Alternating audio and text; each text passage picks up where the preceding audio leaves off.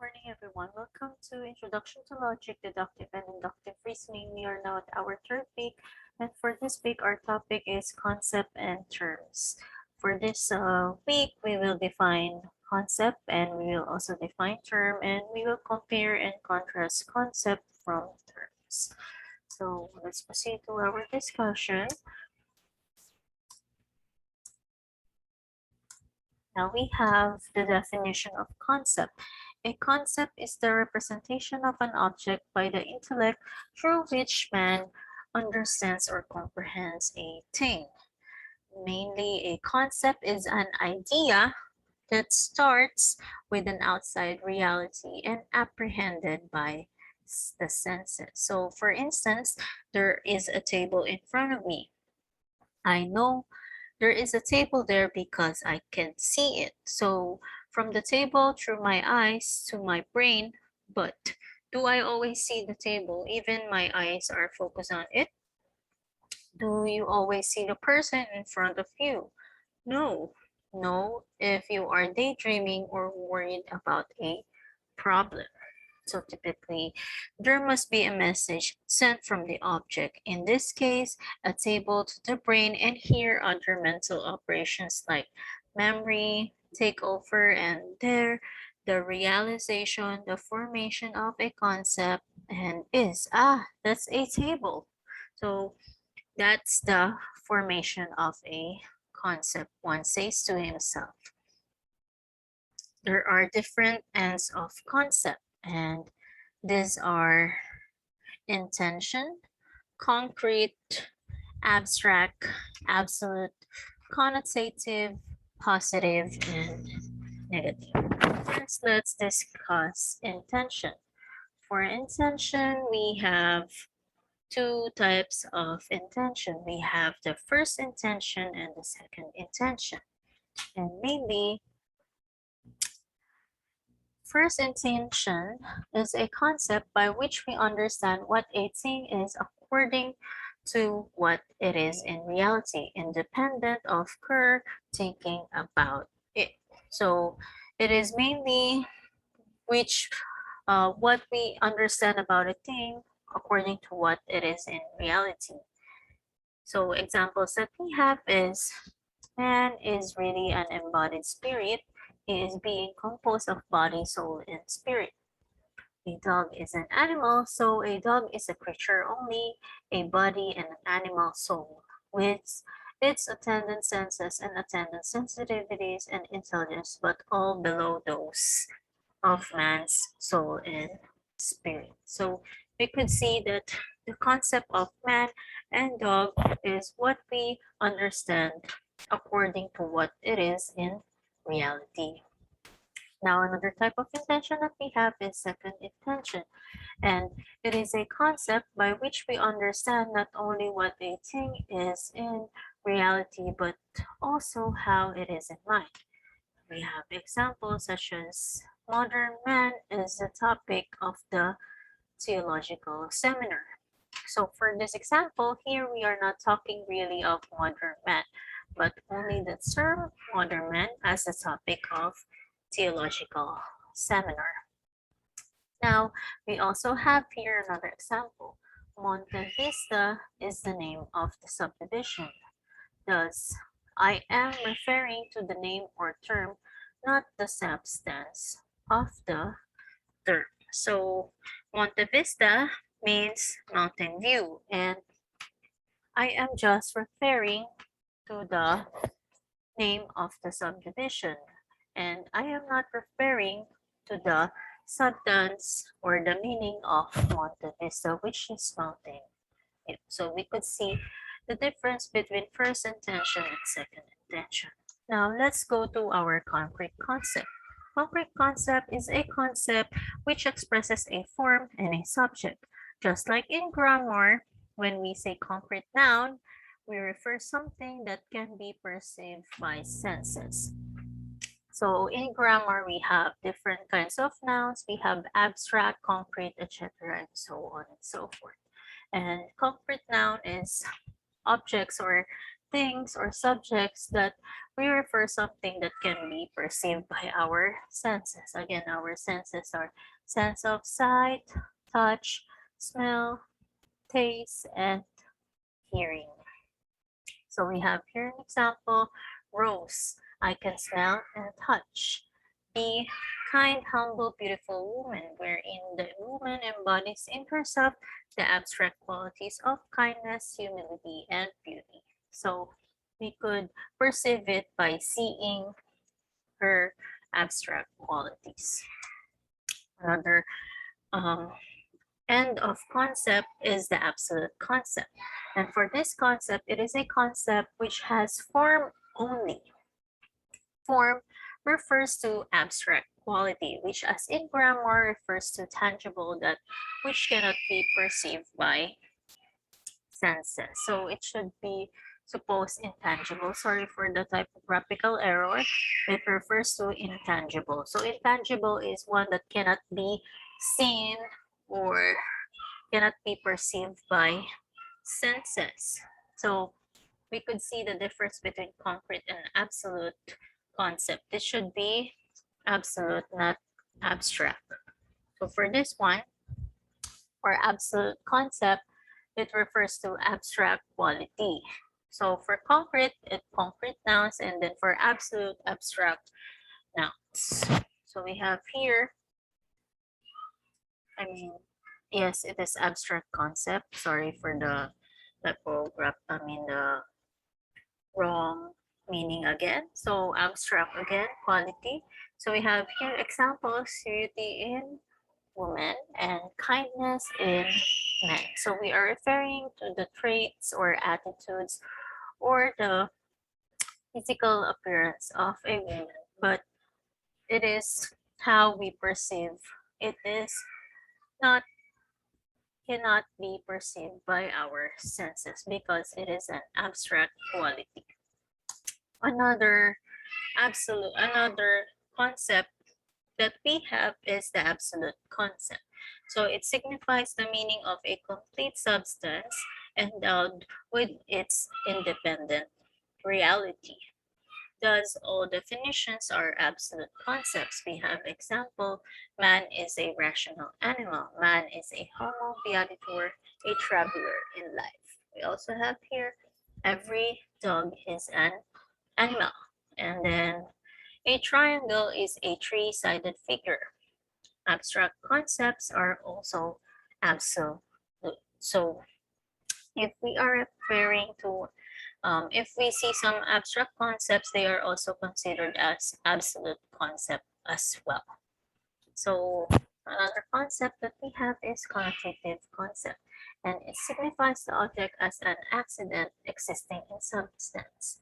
It presents a form without a subject. All modifiers are called connotative concept. So if something is being modified, it is called connotative concept. So we have here examples. We have drummer, student, and all other things or occupations a man can be. That is a connotative concept. And last concept that we have is the positive and negative concept. For positive concept, it signifies the existence or possession of something. Example, alive, healthy, happy, rational. So these are positive concepts, and we have negative concept, and it signifies the non-existence or non-possession of something. For example, dead, sick, sad, irrational. So these are the different ends of concept. So remember, concept is the representation of an object by the intellect through which man understands or comprehends a thing. And mainly, a concept is an idea that starts with an outside reality and apprehended by the senses. So it is always followed by our senses. Now, next, we will try to compare terms. So term is an external representation of a concept and the ultimate structural element of a proposition. The term may be oral or written or printed. So it is the external representation of a concept, and it is the ultimate structural element of a proposition. But what is proposition, and what is the meaning of proposition? And proposition is a statement or assertion that expresses a judgment or opinion. So a proposition is mainly just a opinion or a suggestion or a judgment of a particular person, and it is just a statement. So usually this term is a opinion or a judgment of a particular person. So this means that a proposition is distinct from other sentences that not either true or false. So such as questions, comments, and exclamation. So proposition also is something offered for consideration or acceptance. And also propositions has three types. These are fact, value, and policy. So for proposition, take note that it is a statement or assertion that expresses a judgment or opinion. So mainly, this term is just an external representation of a concept. So unlike concept, concept is the idea. And for this one, term is the judgment or opinion of a particular person. So let's proceed for our example. So oral term, when I say a baby is a bundle of charm, and written or printed when I write on the board or on the paper the word baby. It should be remembered that the term in logic is always a concept of an idea, not just a sound or a written word. When we say the jeep is running at a fast speed, we do not mean the word jeep, but a vehicle that is a jeep is running fast. And then the different kinds of concept just taken up are also the primary kinds of terms. We have first and second intention, abstract and concrete, absolute and quantitative, positive and negative. So are singular, particular, and universal, which will we be discussing soon. And as an ultimate element of the proposition, the term may be either the subject or predicate of the proposition. Example, Hilda is a nun. So Hilda is the subject and nun is the predicate. The subject or predicate may be simple. That is, when is a single word as in the above, as in the mentioned example, or it may be complex. That is, when it is a group of words standing for one idea. So let's give an example of a complex term. So let's give a statement such as the wrinkled 90-year-old woman operated on this morning is a cousin of Apolinario Mabini. So the complex subject in the statement is the wrinkled 90-year-old woman operated on this morning.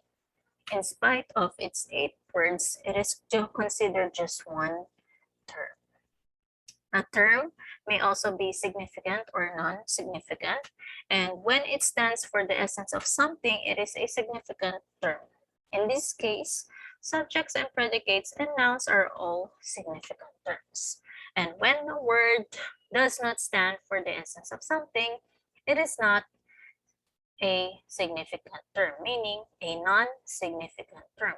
In this case, demonstrative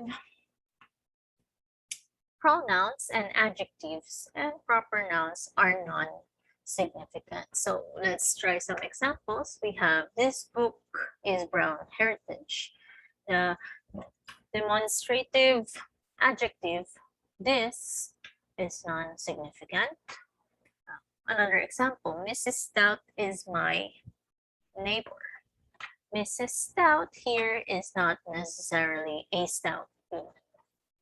So the comprehension of a term is a sum total of all notes, the elements that comprise the significance of an idea, which constitute the meaning of a concept.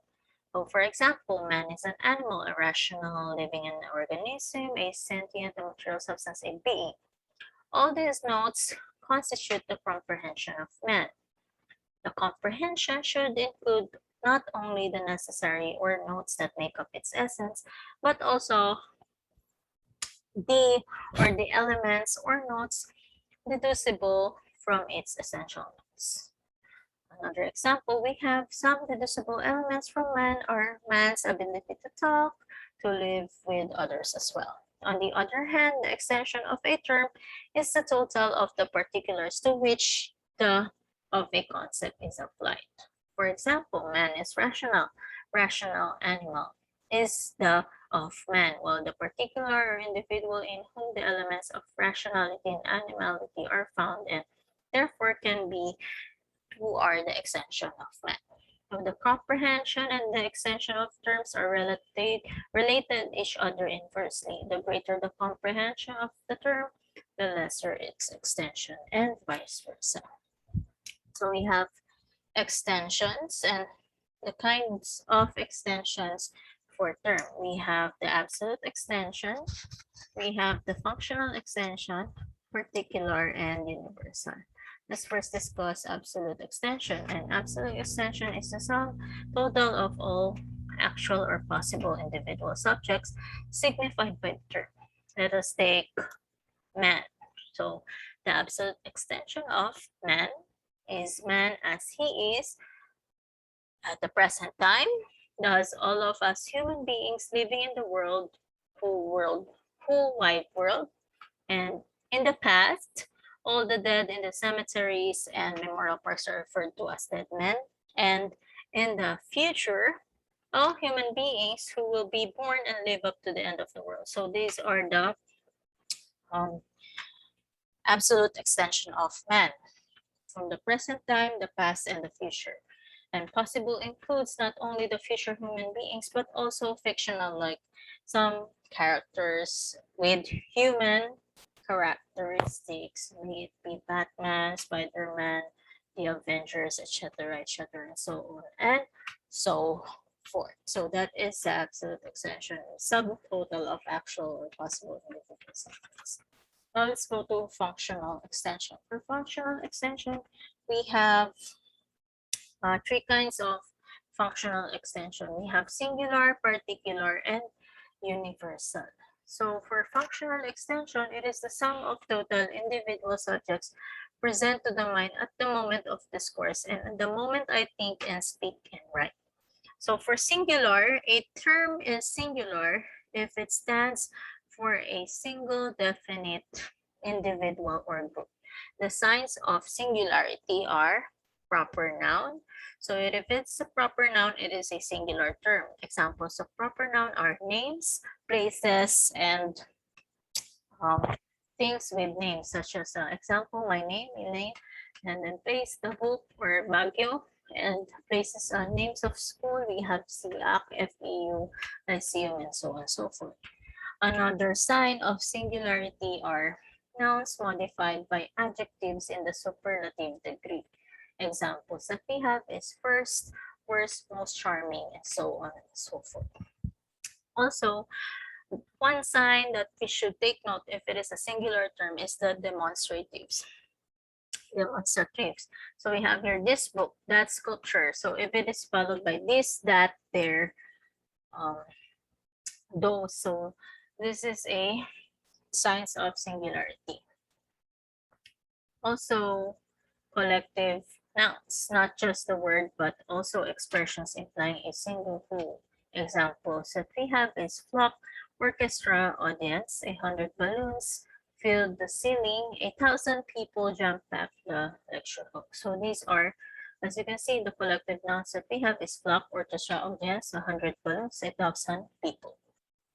And we must take note that the article the refers specifically and definitely to the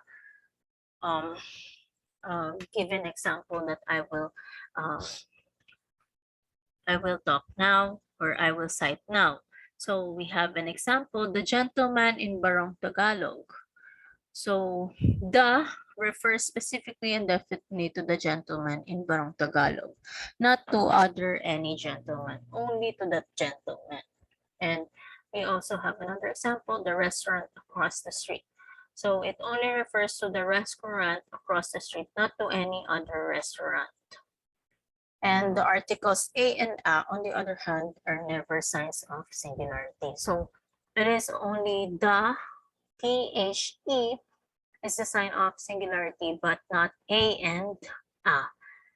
Unlike in grammar, take note, they are signs of singularity, but if we are talking in a singular term, they are not sign of singularity. Example, a boy is the first prize winner. Boy here is indefinite. So, which boy is it meant? Sino yung lalaking yun? That is why it is not singular, but it is a particular term. Because if we are talking about term, it should be definite. So the next that we have for another three kinds of functional extension is the particular. And a term is particular when it stands for an indefinite part of an absolute extension. The signs of particularity are indefinite pronouns and adjectives. So what are the indefinite pronouns and adjectives? These are both, few, many, several, some, many, few, most, and so on and so forth. So if you see these words or pronouns and adjectives, this is a sign that a term is a particular. We also, if you would see the use of numbers such as 1, 2, 3, 4, 5, 6, 7, 8, 9, 10, so 7, and so on and so forth, 10 up to 100 and many more. So 7 tickets, 9 candidates. So if the term or statement is used by numbers, so it is a particular kind of extension. And articles a and an is a particular kind of functional extension. So take note that when we use the, it is a singular kind of functional extension, while a and an is a particular kind of functional extension. Here, the articles are very indefinite. So if we're using a and an, it is very indefinite, while it is very definite. And if we are using general propositions, the propositions which are true most of the time, but not all the time. Remember, propositions are just statement of judgment or opinion. So if we are using general propositions, it is a particular term. So examples of general propositions are women gossip and Filipinos are hospitable. So these are kinds of or signs of particularity. And the next or the last function or kind of functional extension is universal. And a term is universal when it stands for every subject signified. So the signs of universality are, of course, universal expressions. So what are the universal expressions? All, every, each, whatever, whoever, whichever, without exception, everything, almost everyone.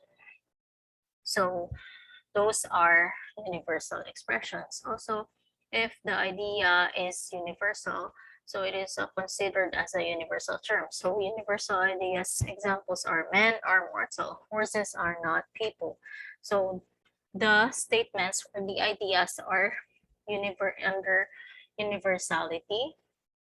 So it is in a universal term. And the articles the, a, or an also is a sign of universality, but only if the idea is universal. So the example that we have is the snake is a very dangerous creature. So you can see that we are using the word the, and again, if we see the word the, it signifies singular. But since the idea is very universal, snake is a dangerous creature, it falls under the universal term. Another example that we have, we are going to use a or an word. So a thing of beauty is a giver of joy. We have used the word a. So if we have seen a or an in a statement or idea, it is a sign of particularity and it falls under particular. But since the idea is universal, so it falls under the universal term. So to sum it up, The article the is singular if it refers to single, definite, individual, or group. Or it is universal if it refers to the universal idea. The articles a or an are particular if they connote an indefinite part of an absolute extension. And they are universal if they connote universal ideas. So once again, these are the kinds of extension. We have absolute extension, we have functional extension, and for functional extension, we have three kinds. Sorry, I haven't put it up. So again, the three kinds of functional extension is singular, particular, and universal. So again, we have two kinds of extension, absolute and functional, and the three kinds of functional extension is particular, singular, and universal. So for this week lesson, we have defined concept and terms, and we have compare and contrast concept from terms. And we have references such as Introduction to Logic, Institutional Logic, and Logic from C College. And we also have some suggested readings from Pro C, Introduction to Logic. So now we have requirements, and on your handouts or PDF, we have only one activity, and I am requiring you to submit a total of 20 items. So identify what language functions are applied in the following passages. And again, we have three kinds of functional extension. We have singular, particular, and universal. So items are 1 up to 20. You'll just identify whether it is singular, particular, or universal. So let's take, for example, I am a musician's daughter. Anning is a violinist. A brother is a trombone player. All the children are musicians. 6 of them are a string ensemble. Each girl is a pianist and a singer. The most gifted son is the eldest. Tondo is the setting of this musically endowed family. Some bands are their competitors. The trumpets, Chago, and Anna are proud parents. So let's check. Let's try to answer number 1. I am a musician's daughter. So which functional extension do you think is in this passage for number 1? So again, our choices would be singular, particular, and universal. So we could say that the subject is I, and I is a sign of singularity because it is a personal pronoun. Again, our personal pronouns are I, you, he, she, we, they, my, your, our, etc. So these are personal pronouns. And in the passage, it says that I am a musician's daughter. So since we have seen the sign of singularity, which is the personal pronoun, so number 1 is a singular term.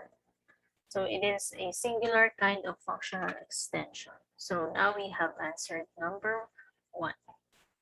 So once again, if you have any questions regarding this week, don't hesitate to ask me.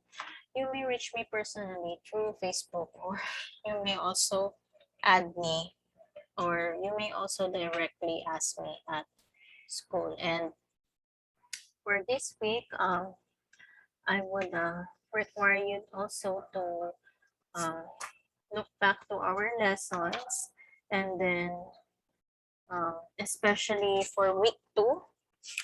So for week 2, we have activity 2B. Thank you for those who submitted it, and my sincere apologies for those who haven't received my instruction, but I only instructed you to only submit activity 1. But I also thank all of you, or thank all of those who submitted activity 2B, as I will see what am I going to do with it. So again, this is my instruction for week 3. Only answer activity 1, which is a total of 20 items. So you've seen here total of 20 items, and I have given you the answer to number 1, which is a singular. So you may answers number 2 to 20. So for this week, we had defined concept and terms, and we had compared and contrast concept and terms. And we had discussed the different ends of concept and also the kinds of ends extension and what are the kinds of functional extension as well. So before ending this lesson, I would like to say thank you and share a Bible verse from the book of Mark, chapter 9, verse 23. Said Jesus, everything is possible for one who believes. So thank you once again, everyone, and I hope uh, you will have a great day and God bless everyone.